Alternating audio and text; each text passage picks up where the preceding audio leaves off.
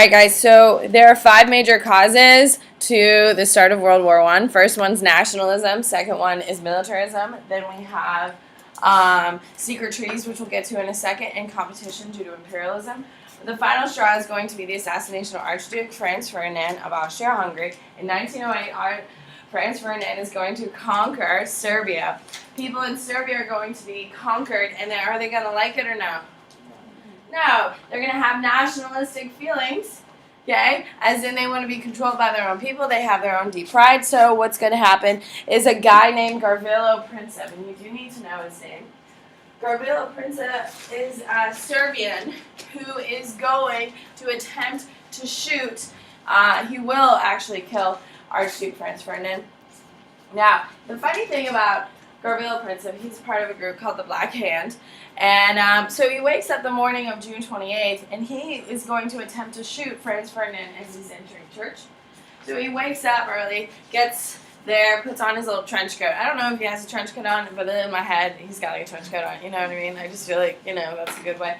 Anyway, he gets up to where he is, and he shakes, and he totally chickens out. He totally chickens out. So much so that he runs to a bush and pukes into the bush. Because he was just so nervous. And he's just so upset. So upset. So he goes to a bar, like a couple blocks away, and starts drinking at like 9 o'clock in the morning. Well, the funny thing is that Archduke Franz Ferdinand, for some reason, decided to go to the restaurant right around the corner from my man Gavrilo drinking at a bar.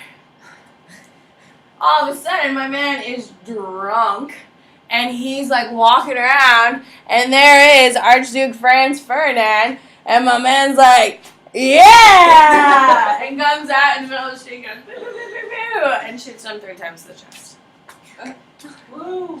Yeah, my man, retribution, man. He got his man. Also going to cause the start of World War I.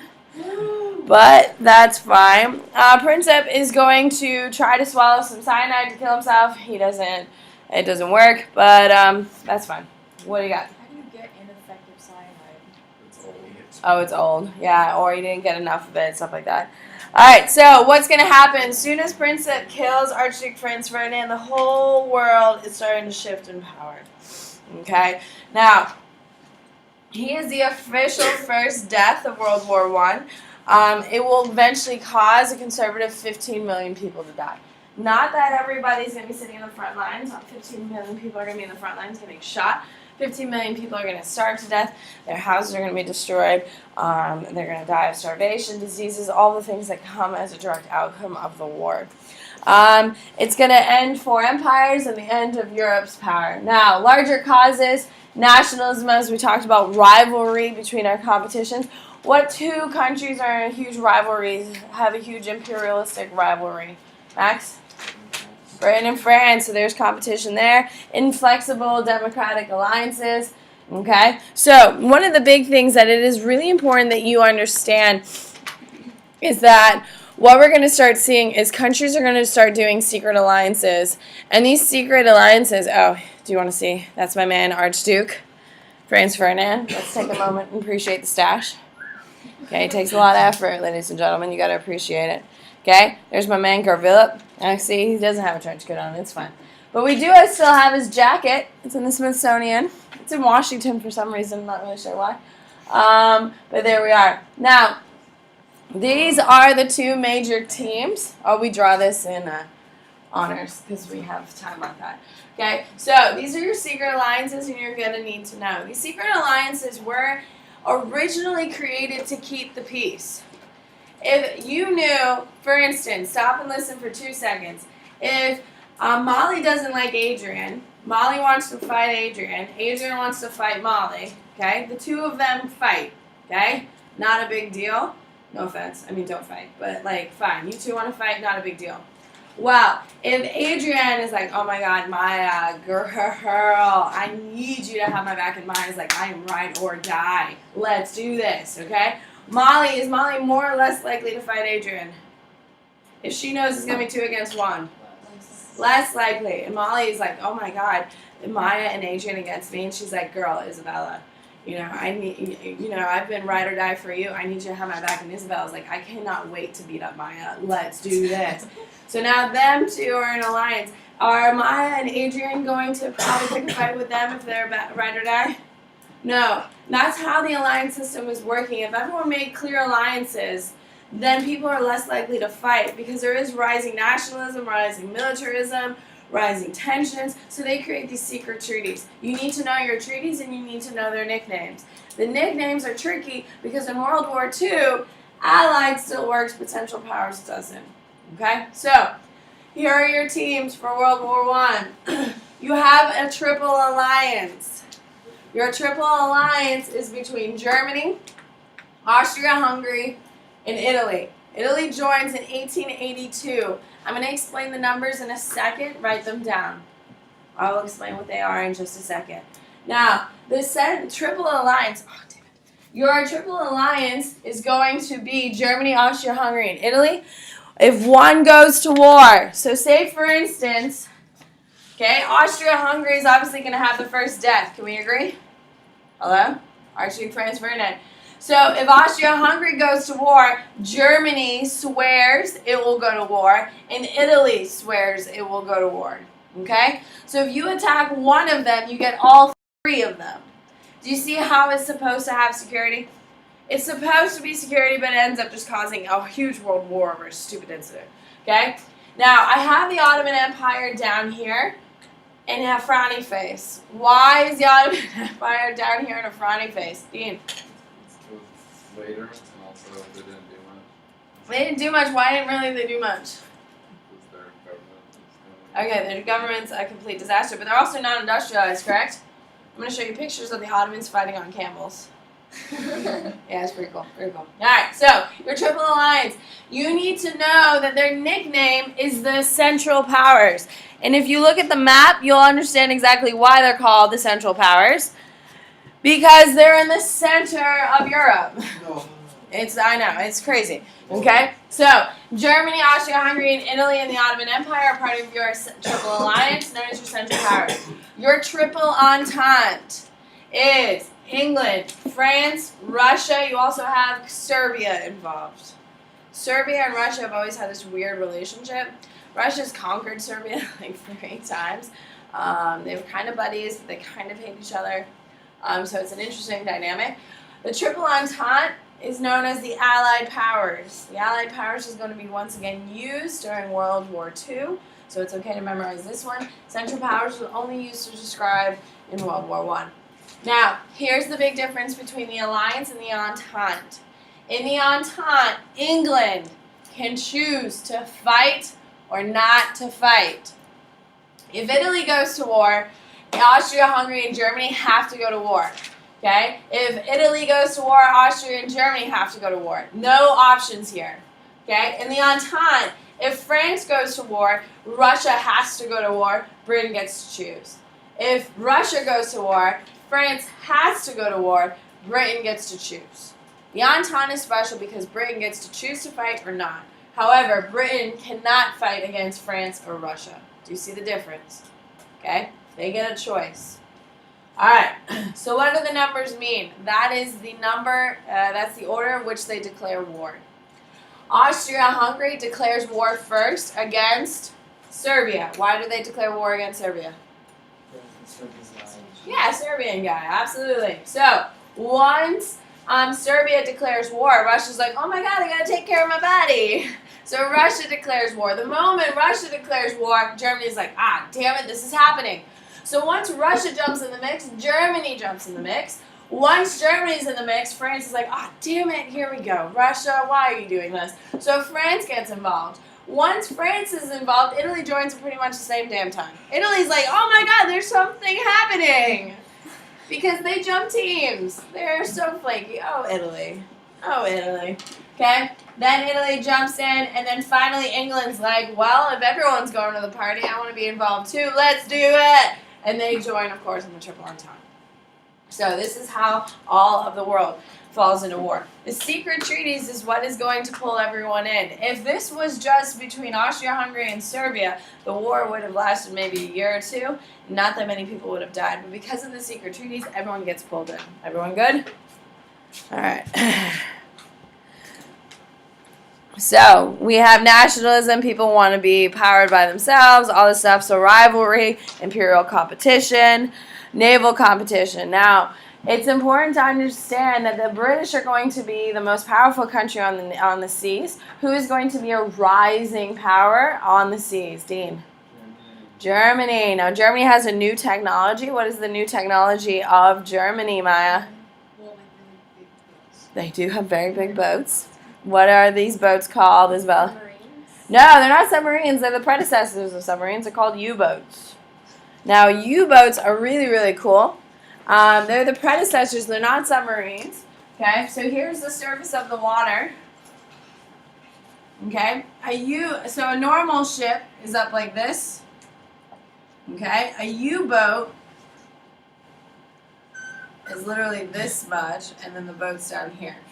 Okay, it's called a U-boat. It's only about 3 feet above the water that you can see it. Okay, it only comes up about 3 feet above. So it's not a submarine. A real submarine is obviously submarine water. Yeah, see what we did there? It's a U-boat, which makes it really, really hard to sneak up on. And keep in mind, we do have torpedoes at this time.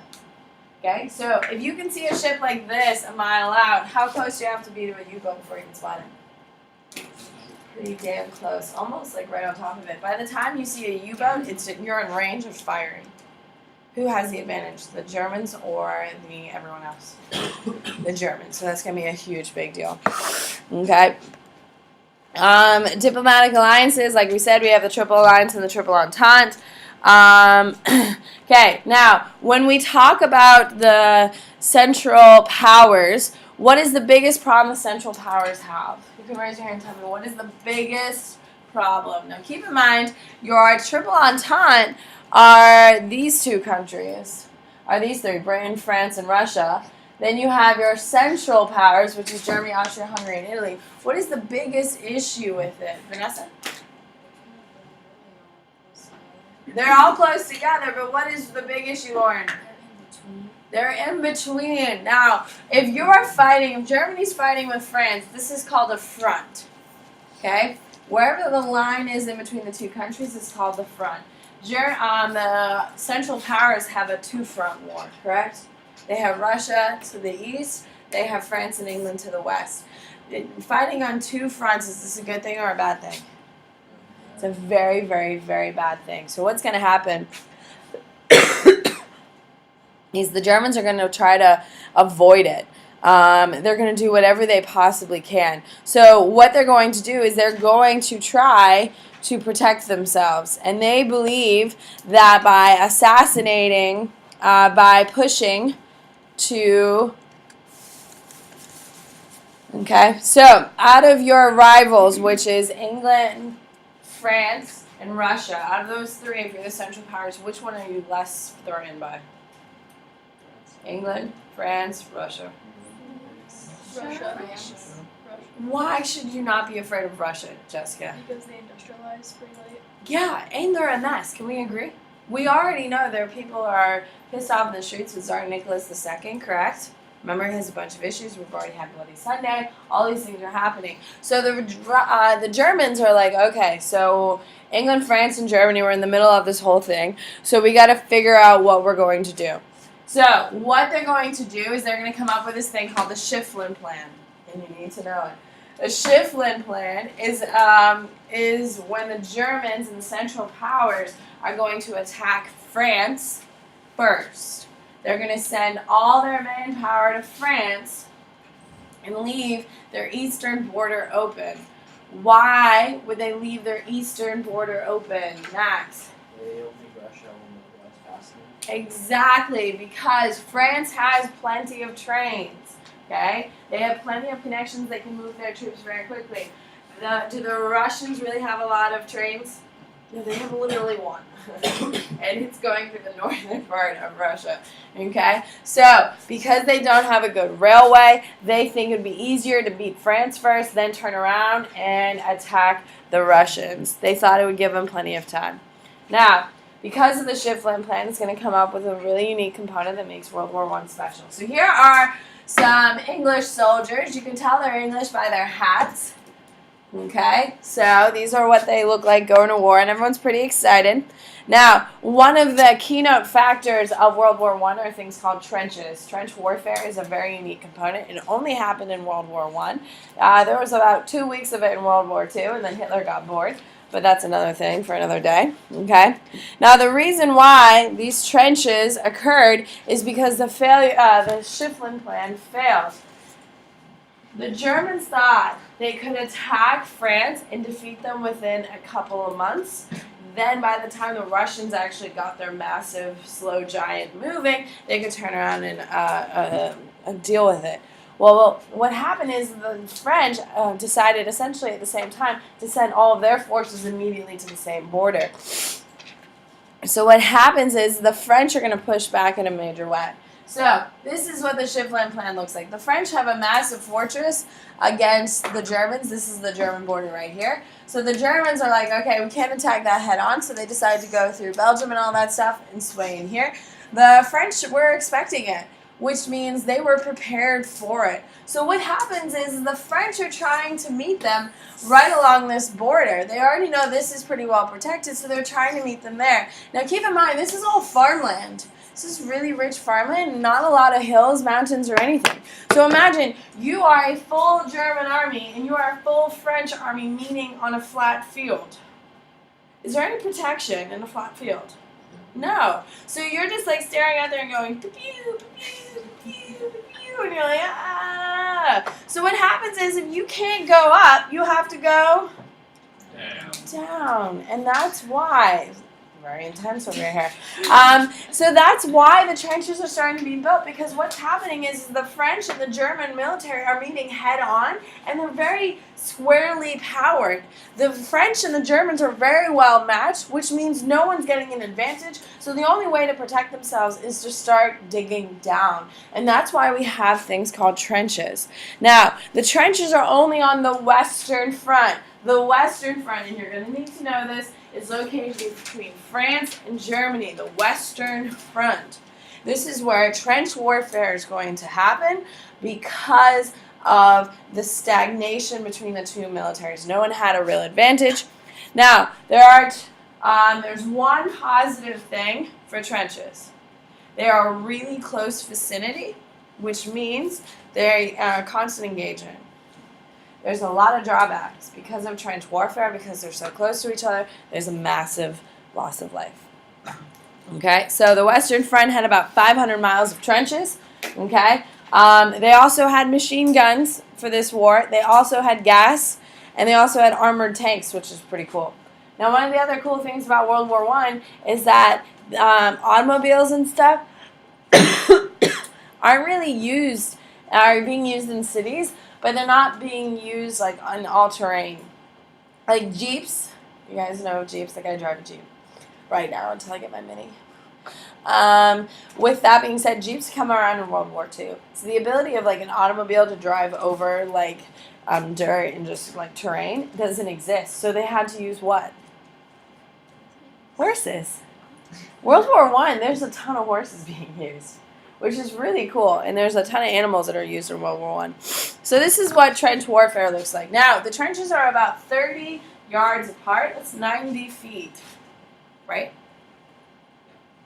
Nice. Look at that math. Wow, are you impressed? Because I am. Okay, so what would happen is the other trench would be right here. So this is the Germans and say these are the French. This line right here is called no man's land. As you can see, there's craters, there's barbed wire. So if you're in the German trench and you're trying to get to the French trench, you have to cross no man's land. And this is about 30 feet wide, 30 yards wide, 90 feet wide, in between the two trenches. Now, that is enough room that if you're standing in your trench and you see someone, you can snipe them right off. Okay, so if you like got up in the morning and like, ooh, did a big stretch, you could be shot right in the head. because you're so close to each other. It's not really any different. So here's the frontline trench. This is the frontline trench. You'd be in here for about 12 to 24 hours. You are literally standing with your gun looking out, waiting to see a German or a French. As soon as they pop their head out, kill them, because if you kill them in their trench, then they can't come over and get you. Then this is your support trench. Back here is where you're going to be eating and kind of sleeping until there's an attack. If there's an attack, then you are immediately called forward. And then this is your reserve trench. You're here for 24 hours, you're here for 12 to 24 hours, and you're here for 3 days. This is where you actually sleep, rest. You can't get shot really back here. You can't get bombed really back here. It's the more restful of the positions. And then you have them all the way through. Now, when you, look how fancy the English are. I mean, even a bow tie to war. I mean, you have to appreciate that. Okay, here's all the trenches and stuff like that. Okay, as you can see, they're very, very close. So, the most death is going to happen in 1916. There's a city called Verdun, which is going to have the largest loss of life of any military battle in the history of the world until World War II. Verdun is actually having a movie made about it. It's coming out in March. I'm very excited. Anyway, so the Germans are going to trap the French along a border town called, on a coastal town called Verdun. And in order to save the military, they're going to have to rescue them. By the end of the battle, over 500,000 people are going to die. Okay? So, and this is what the town of Verdun, all the white, essentially, especially in the background, are all crosses. 300,000 people are going to die in a day. The crosses are not there, but they have like a memorial for them. It's pretty crazy. So the Eastern Front. Now your Eastern Front is located between Russia and Germany. Your Eastern Front is a more mobile front, which means they're not in trenches. There's about 100 miles of trenches on the Eastern Front. The Western Front is known for its trench warfare. The stalemate. When you talk about trench warfare, stalemate means they're not going anywhere. Okay. The frustrating part about World War I is that when you're in these trenches, okay, you're there for years at a time. So imagine, okay, imagine you're in this trench, okay, then you hear a whistle, you climb out of your trench, you run to the other side through no man's land, you start shooting at the Germans, pew, pew, pew, pew, and you run out of bullets, and then you run back, and then you jump back into your trench. Okay, so in that time period, you've gone out, run over, and then run back. 6 of your friends have died, and you've gone back to the same exact spot. So now that you attack the Germans, guess what the Germans are going to do? They're going to come over and attack you. So the Germans are going to climb out of their trench, and they're going to run through no man's land, and then you're going to go pew, pew, pew as you're sitting in your trench, and then they're going to come in and go pew, pew down into your trench, and then they run back. So we've killed 5,000 people in a span of 45 minutes. And did anyone change location? You're in your same exact trench, same exact situation. Nothing has changed. So your buddy just got killed for what? Nothing. You can't even say it's because we got more land, we got more territory, we got more control, we got more weapons. Nothing. You're literally just piling death. And that's what makes World War I so insane, which is going to have a major effect on the society, everything, after. Now, the Western Front, the Eastern Front, is going to be a more mobile, which means there's a traditional warfare. Like, if I'm going to conquer over here, I take that land, then they push back and I fall back, and then we push forward and stuff like that. It's more traditional warfare. However, who is going to be in the Entente fighting on the Eastern Front? Who is it, Dean? Austria. It's Entente is going to be Russia. Do we think Russia is a strong military power? Do we think Russia is organized? Nah. First of all, this is your Ottomans.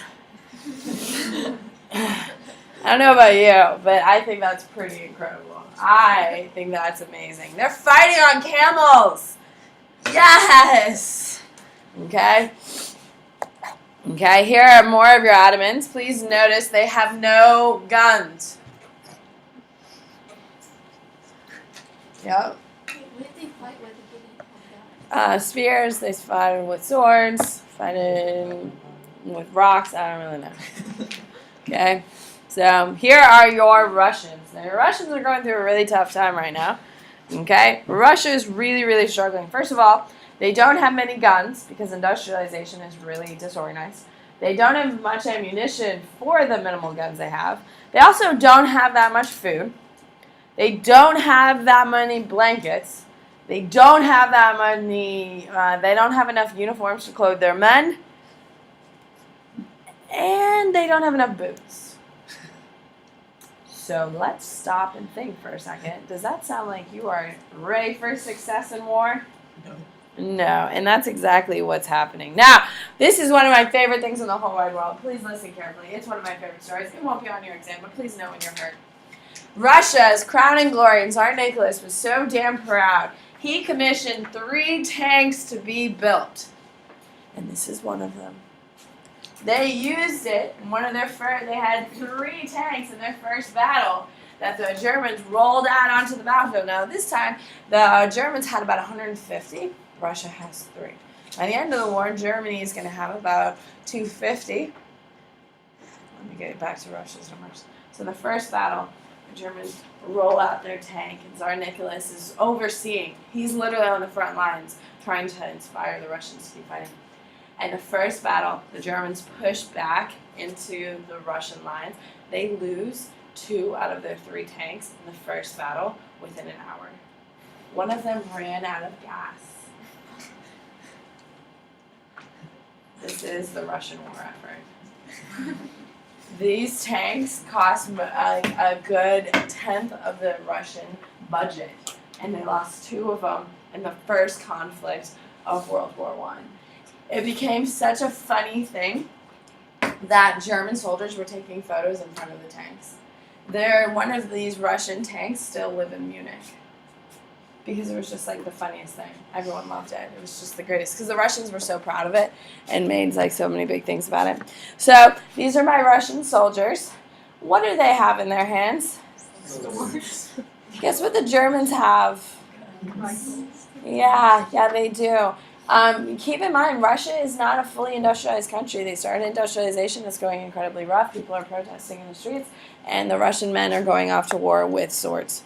Okay, they're going against that. Not a good thing. Okay, they're also running out of food. Here's another image of your Russian soldiers. They're starving so much that they actually ate their shoes, their leather, and stuff like that. Like it was really hard. So for 3 years, it's important that you know, for 3 years, the Russians are going to be fighting in World War I. Okay, now the biggest contribution Russia has, now please listen, I put a star. There's 2 major contributions the Russians are going to have to World War I and World War II. For both of them, the Russians are really good at distracting Germans. They're really good. What that means is Germans just can't kill them all fast enough to move on to focus on France. Does that make sense? They keep them tied up. The second thing that Russia has to offer World War I and World War II is they have a lot of people that can be killed. That can. They're really good at just sending people to the front lines. They have a lot of people. Their biggest asset to both World War I and World War II is the fact that they can get a lot of people killed and still have more people. I'm not even kidding. No, that's like a real thing. Okay? They are able to kill a lot. Okay? Its asset is its numbers. It continually rebuilds its ranks even though all their people are getting murdered. Absolutely. So, if you're in Russia, by the way, look how sad the dog is.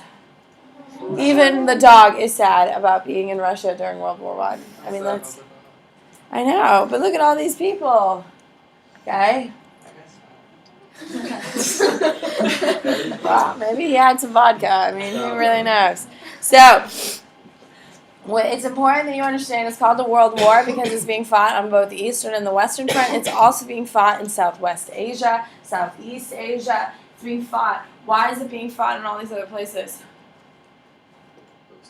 Those colonies. Guess who is going to be a major fighting force for England? Egypt is going to have a little bit. Who's going to be the crown jewel? India. They're going to have a ton of Indians come and fighting for them, which is really, really cool. Now, the problem is they're going to send a lot of people to the Gallipoli campaign. You need to know this. The Gallipoli campaign is going to be trying to take the Ottoman Empire and attack Italy. Allies are gonna go in. It's going to be the largest defeat of the Allies. Okay, I think we can all agree the Western Front is kind of like a bloodbath. Yes? Hello? So in order to try to stop that, they decide to attack from a different way, and they do the Gallipoli campaign. However, it's going to be an epic failure. You're going to see 250,000 British, Australian, French, and New Zealand soldiers are going to get killed really quickly. Mostly because they attacked in the weirdest place. Okay? This is where we're talking about. Okay? They thought if they could attack here, then they can kind of push forward, conquer, go through the territories, and also going to control the shipping lanes so Russia couldn't help any of the allies and stuff like that. They could ship to the allies and all that stuff. What is precarious about this picture? This is your Central Powers. What do you see would be a challenge if you're an allied troop? Reed, what would be a challenge? Do they look well situated or not well situated? Pretty well situated. Where else are they located? On a hill. So the allied troops are running into this. Into this. So they're just sitting behind their little sandbags and looking down and going, pew, pew, pew. And then the allies just come in. And then they're just standing there saying, oh. Because they're getting shot. And they just go, pew, pew, pew. It's a huge loss of life. A huge loss of life. Okay. So, So America is going to get pulled into the war here.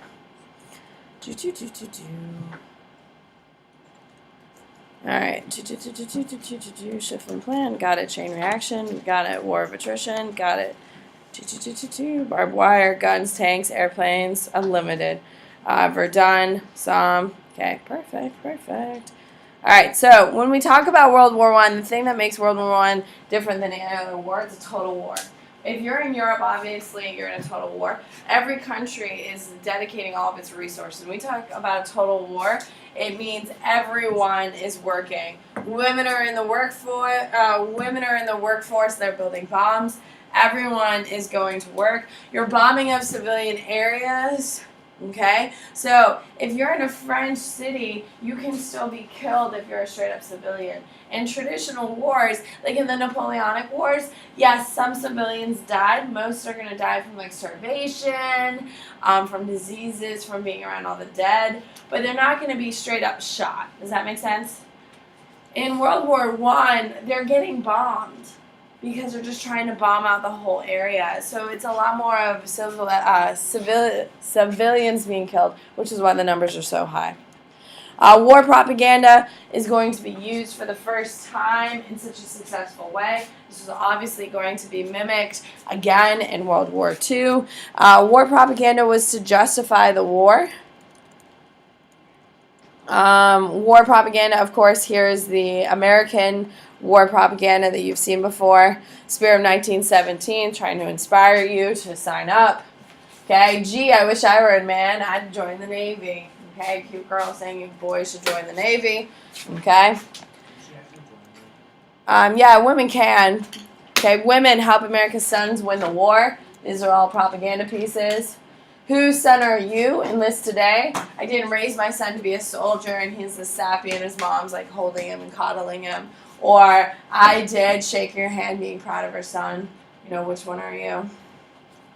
Okay, these are all just hanging up all around. Rationing. Rationing is when you limit consumer goods to make sure everyone has enough. Okay, keep it coming. We must not only feed our soldiers at the front, but the millions of women and children behind our lines. Okay, Uncle Sam makes his appearance for World War I. Obviously, it's going to be a very successful propaganda piece. It will be seen again in World War II. All right, who's absent? Is it you? Obviously, this is England. Okay, Daddy, what did you do in the Great War? And all of these Okay, so those are your propaganda pieces that we see. Global involvement, we're going to see a ton of things. We have troops coming from Australia, New Zealand, Canada. Gallipoli is where most of them are going to be sent. Japanese designs on China with distraction of European powers. Japan is the only industrialized power not fighting in World War I. Okay? They're not fighting in it. But they're sitting there and they're like, no one's watching. So what they're going to do is they're going to use World War I to their advantage. They're going to take over a lot of European colonies during this time period, and they're going to invade China and cause a lot of problems. Okay? Russian Revolution is going to start happening. All right, but we'll get to that in a second. So the U.S. is going to enter the war. Now, the U.S. is going to be making a lot of money off of World War I pre our engagement. Why is the U.S. going to make a lot of money off of World War I pre-U.S. involvement? Max? Because they're selling a lot of their industrial goods to the countries. There you go. We're making a lot of money off selling our grain. We're making a lot of money selling off our guns, all of those things. So we only are selling things to the Allies. Obviously, we don't want to help the Central Powers. A lot of countries, even the Germans, are taking out loans from the United States. We're making a ton of interest. And we try being neutral, but we don't really play that game that well. The German blockade is going to block off England. England is always a major struggle. They're the largest and most powerful country in the world. They're also an island. Now, Napoleon, he did the continental system. Remember this? Where he blocked off England from trade. Hello? Trying to starve it out? Yes? Okay. Well, the Germans during World War I are going to try doing the same thing. They're going to try blocking it off from getting aid from the United States. England could starve to death. It almost started to starve to death in World War II. It was about a couple weeks away from starving to death. That's how tough times were in England before the Battle of Britain ended. And so they're going to block it off. Okay, now they're going to start submarine patrols. These submarines are actually U-boats. They're not submarines, but they call them submarines. So when we talk about America on the brink of war, the Germans are going to issue something called unrestricted submarine warfare. Now, unrestricted submarine warfare says the Germans can attack any ship around England without warning, whether it's a British, French, or American, whether they're in the war or not. Now, the reason why the Germans are doing this is because the Germans are pretty sure the Americans are smuggling guns into England in cargo ships carrying passengers or civilians. And America's like, no, we're not. We would never do that. That breaks so many treaties. Guess what we were doing? Smuggling guns into England on cargo ships like we weren't supposed to do. So the Germans are like, you're breaking the treaty. What the hell? So what happens is the Germans are like, you know what? Screw it. Let's do this. They hit and sink a ship called the Lusitania, and you need to know that name. The Lusitania is a passenger ship. It carries almost 1,200 people. 128 of them are American citizens. It almost brings America to war. Almost. It does not bring us to war. Eventually, they're going to sink 3 more ships. It almost brings America to war. So here's what the Lusitania looked like going down. Okay, these are German U-boats. German U-boats are going to only have this top piece floats right along the surface. So the only part that's really visible is up here. And this is where their air shaft is. So it's pumping air down to the rest. Very, very low-bearing boats, which makes it easier for them to sneak up on people. Yes? It's going to almost rain. That's all you need to know. Almost rains. Okay? So the New York Times, all around the United States, people are going to be clamoring for war. Woodrow Wilson is not going to do it. Here are some more German U-boats. If you look to the back, you can see them way back there. Look how low they are to the water. These are normal ships. Those are U-boats. So you can see how low they are. Okay? So the final straw that brings the United States into war is something called the Zimmermann Note. The Zimmermann Note was written by Germany's Foreign Secretary, Arthur Zimmermann. He writes a letter to Mexico. So a German writes a letter to Mexico saying, hey, Mexico, if you open a war front against the United States, when we win, we will give you California, Arizona, New Mexico, Texas. So, now, it's important to know that we intercepted this telegram. What does the word intercepted mean in relation to foreign affairs? What were we doing? No, what were we doing? Spying on them. We monitor every country even today. Okay? So, we catch this note from Zimmerman to Mexico. Now, Mexico, we're reading it the same time Mexico's reading it. So the moment we read this, we mobilize our military to the Texas border, which is so apropos right now. And President Wilson asked Congress to declare war on Germany because he sees this as an act of war. He's trying to open a two-front war. A, obviously, Mexico border. B, obviously, the United States is going to help on the Western Front and Eastern Front. So, first thing that almost pulls the United States in the war is the Lusitania. Second thing that pulls us in is the Zimmerman note. This will officially pull us in, and this is happening in 1917. Okay, so where you have your notes that started from today, write down 1914 to 1918. That's your date range for World War I. 1914 to 1918 is your date range. So how many years into World War I did we declare war? 3. A lot of things are going to happen in year 3. Have a wonderful day. I hope you have great love in your life. If not, lots of candy and chocolate. Exactly. Have a wonderful day, guys.